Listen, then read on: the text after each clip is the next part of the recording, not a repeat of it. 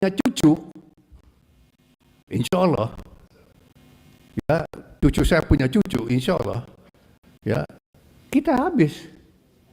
Maka kita harus ambil kesempatan sekarang yang diberikan Tuhan Yang Maha Kuasa. Kita harus ambil juga sambil kita hilirisasi sumber daya alam, kita juga harus menambah mutu rakyat dan bangsa kita.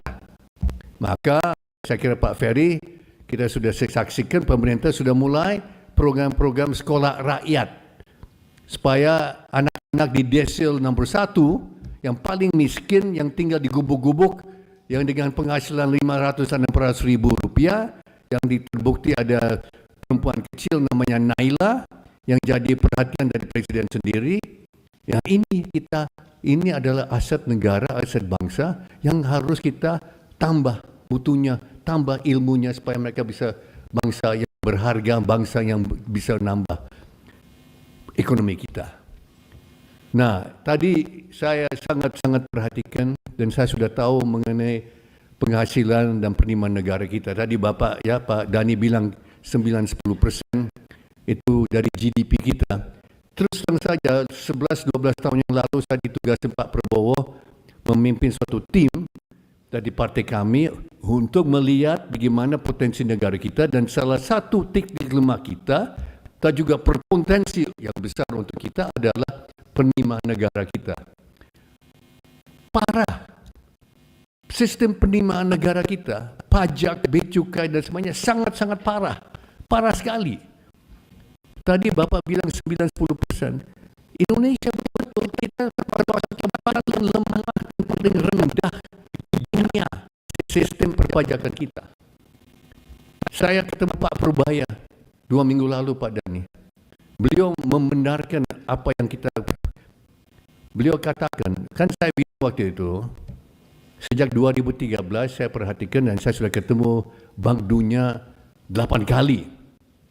Minggu depan saya ketemu lagi untuk 9 kali.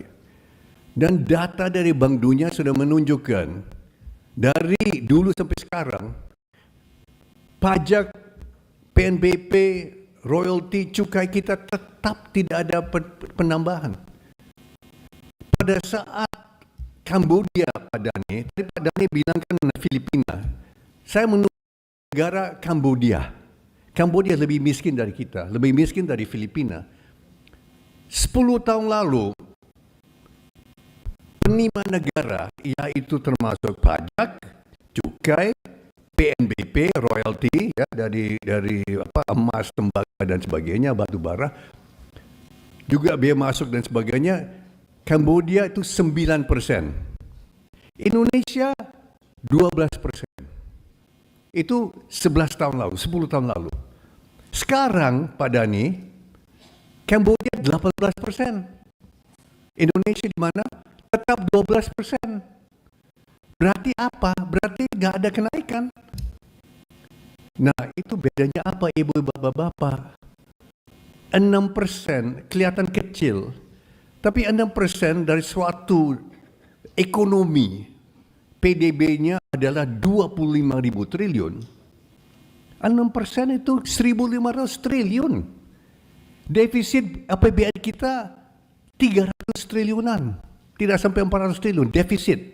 Berarti kalau memang aparat pajak, aparat bea cukai, aparat semuanya itu bekerja dengan benar, Indonesia bukan negara dengan defisit, Indonesia negara surplus. Indonesia negara kaya.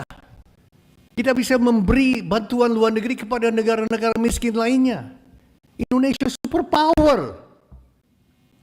Tinggal apa? Tinggal kita benahi aparat kita. Maka ada orang yang ya luar biasa bagus lah, namanya Purbaya, ditugaskan dan akan segera laksanakan. 6%. Kecil kelihatannya, tapi besar maknanya.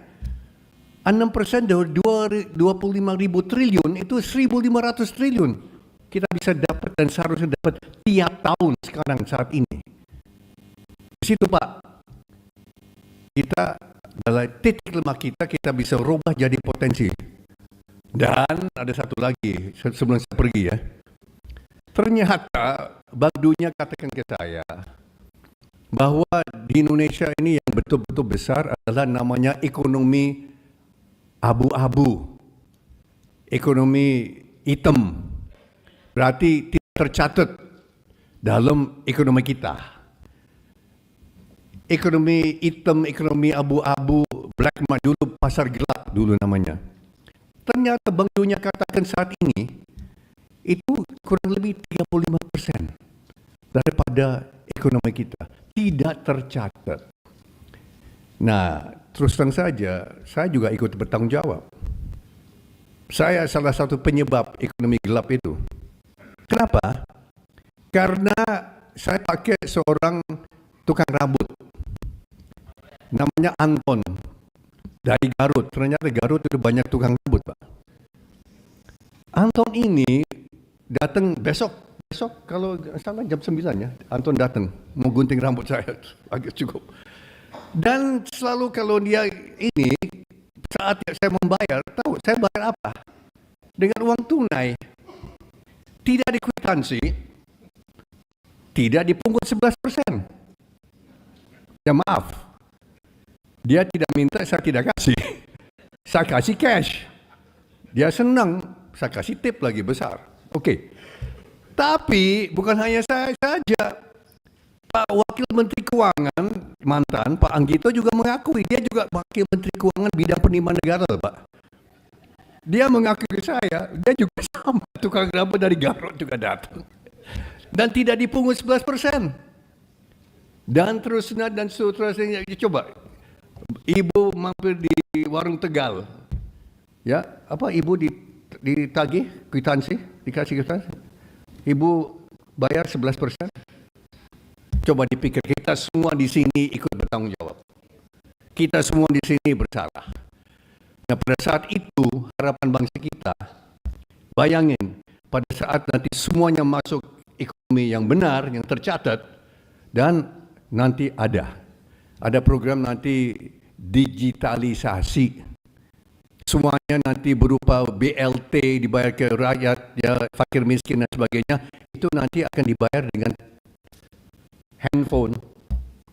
Semuanya nanti akan masuk digitalisasi pemerintah. Itu sudah ada dipikirkan pada saat ketika kita ikut jejak pemerintah India dan pemerintah China yang sudah dua-duanya sudah laksanakan, dan di situ Indonesia jadi superpower. Kenapa? Karena ekonomi Indonesia bukannya 25.000 triliun. Sesungguhnya saat ini ekonomi kita sudah 31-32.000 triliun. Tapi 7 triliun itu nggak tercatat. Tapi itu ada, ya. Dari Anton dan Anton lain yang gunting rambut seluruh Indonesia, nah itu di situ 11%. Di situ Indonesia jadi superpower, ya. Saya kira tinggal kita kelola aja, ya bangsa kita dengan baik. Saya kira itu, Pak, yang saya mau sampaikan. Saya mau sampaikan selamat, Pak, ya, Pak Dhani. Ini luar biasa ciptaan Bapak, dibantu tentu oleh Profesor Rida kita. Terima kasih atas prakarsa ini, dan saya kira luar biasa. Ini sebetulnya harus dibaca setiap mahasiswa di kampus UI dan kampus-kampus lainnya. Saya kira demikian dari saya. Terima kasih. Wassalamualaikum warahmatullahi wabarakatuh. Saya mohon diri. Terima kasih. Waalaikumsalam, terima kasih Pak Hasim. Kami persilakan kembali ke tempat dan kita akan melakukan sesi foto bersama dengan seluruh audiens.